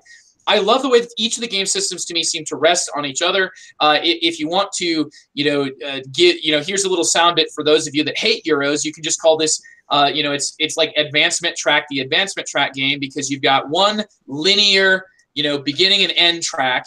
You've got a map that is like totally open, and you can go in any sort of way that you want to. So it's like you're creating your own path. And then you've got a tech tree that literally looks like a family tree, where you start along one path, and once you've started along that path, there's no going back. But you can start a new form of study which will start you out back at the beginning. But most of the really lucrative things, especially like the way that the objectives get scored, all are at the end of their respective tracks. So very balanced, lots of replayability in the way that you've got all these different tokens and they come out in different spots. And there's like 4 different stacks, and you only are using 5 or 6 out of 10 for these 4 different stacks. So no game should theoretically set up in exactly the same way. But it's just, you know, overarchingly, Newton to me is something extremely special, something that I'm not seeing the positive response for it that I personally feel.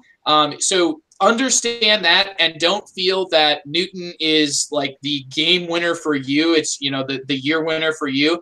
For me, the ground was fertile for me here.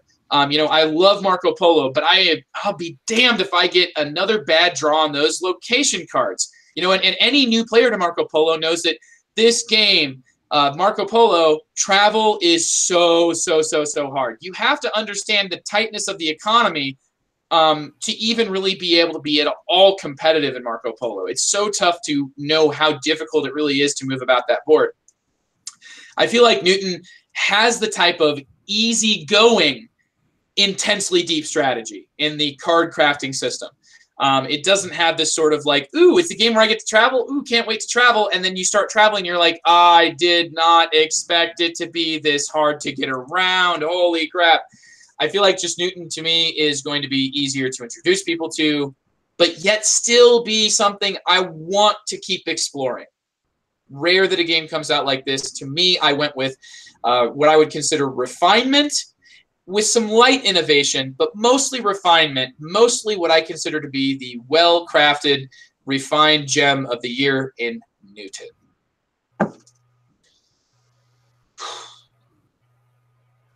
Sounds good. I haven't played it yet.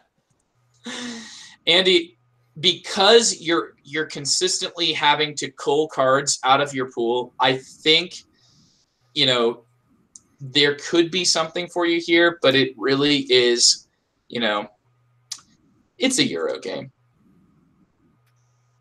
And the player interaction... Does it carry a lot of gravity? Is it the apple in your eye? I would compare the calculations to it's like calculus in that you're never going to be messing with numbers that are bigger than like 3, 4, or 5. In the end, x always equals 2. Pretty much.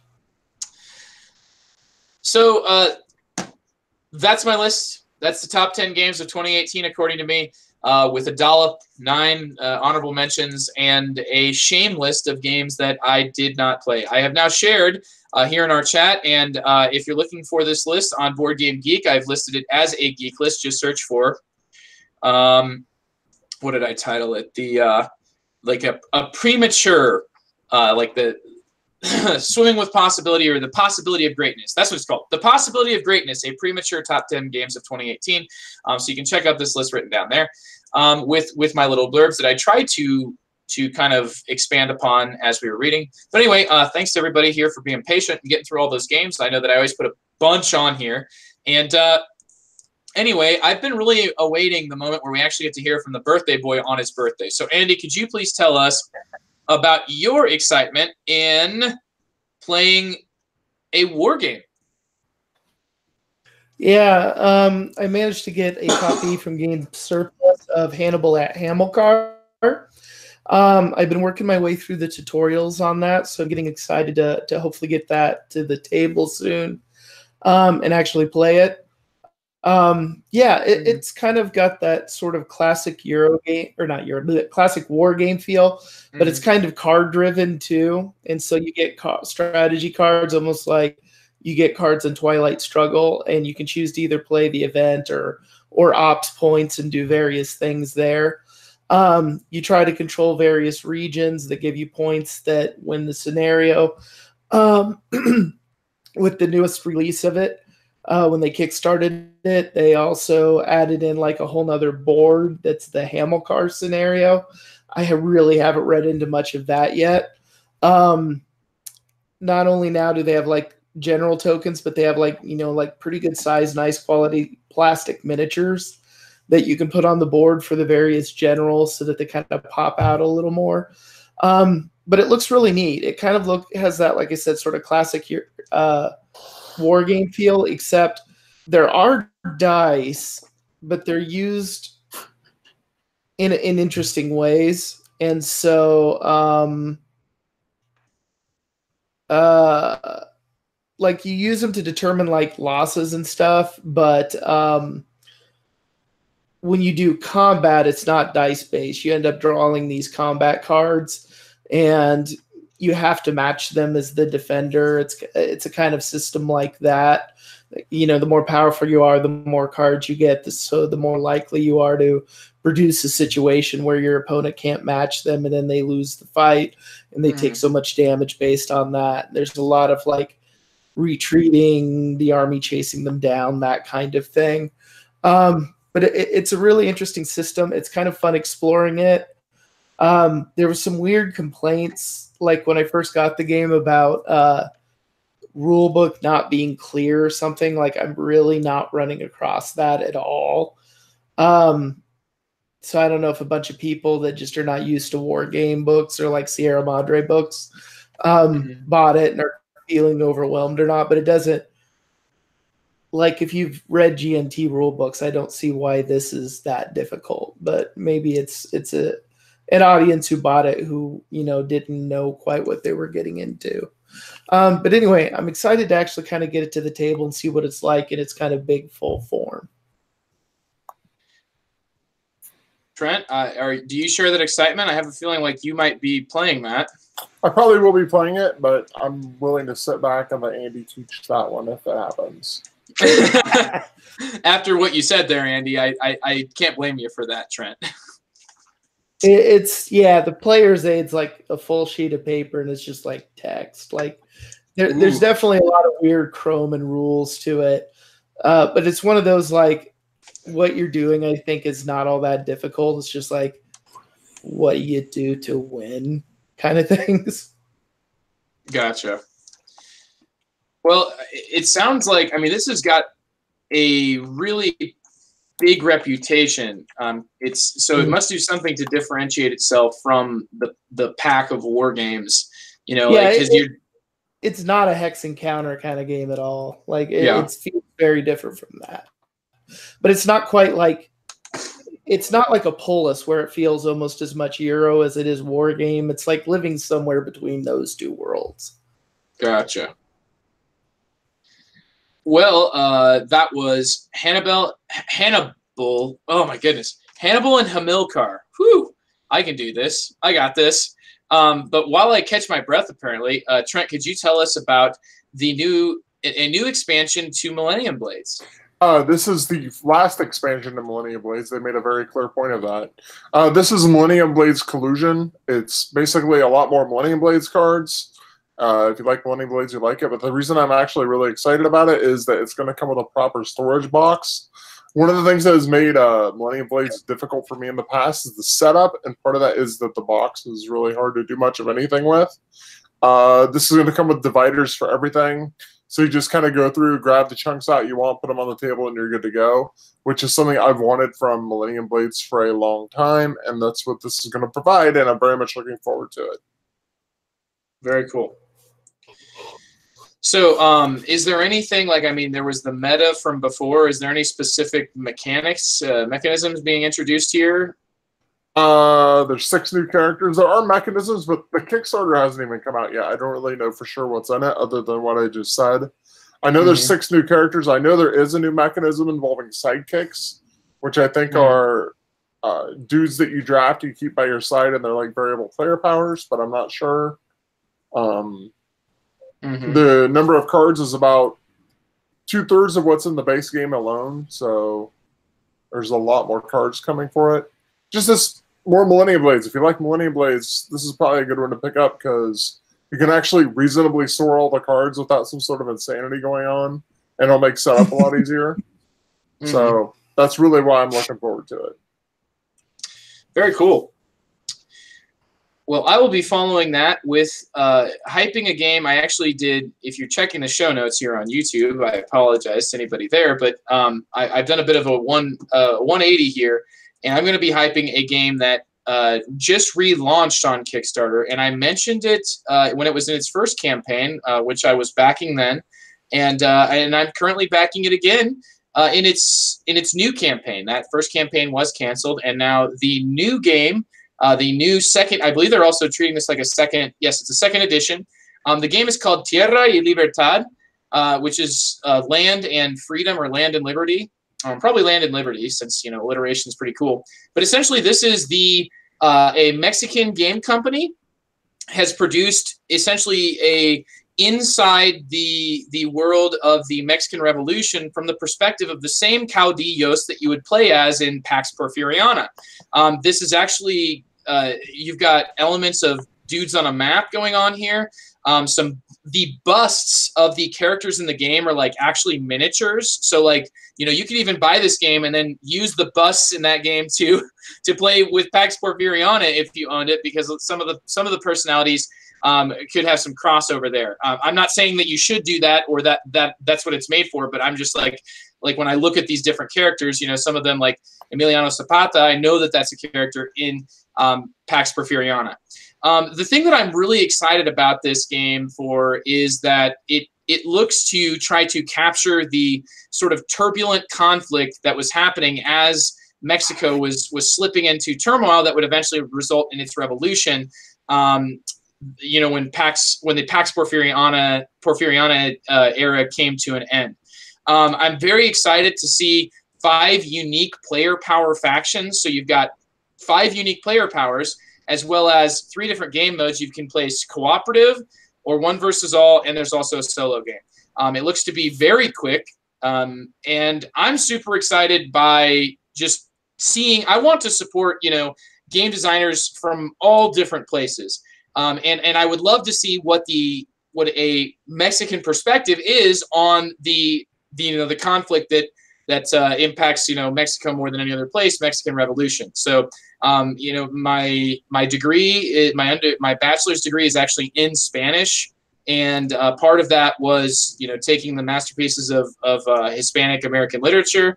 Involved reading some from the boom of Latin American literature, and one of those specifically, one of the first and hardest books I ever read in Spanish was about the disillusion that the populace felt in the wake of the Mexican Revolution, how it promised so much and delivered so little. So I don't think this is going to tackle that specific topic, but it certainly will tackle the how and the who of the Mexican Revolution and the conflict as it started to break out. Tierra y Libertad, Land and Liberty, the Revolution game 2nd edition on Kickstarter. Well, that takes us now to an end of an episode of The Good, the Bored, and the Ugly. I really appreciate everybody participating in here. And Andy, more than anything else, thanks for joining here for what could have been, you could have been doing any number of things today, and you chose to be here on your birthday, dude. That's pretty awesome. That means a lot. I'm surprised. Are you sure everything's okay? Yeah, midlife crisis. I'm going to have to, give up on life and buy a bunch of board games and create a YouTube channel or something. Oh, wait.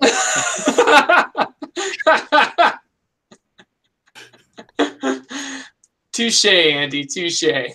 No, I'm not the buy a sports car types. I don't know. I don't know what you do as a midlife crisis as a gamer, so we'll see.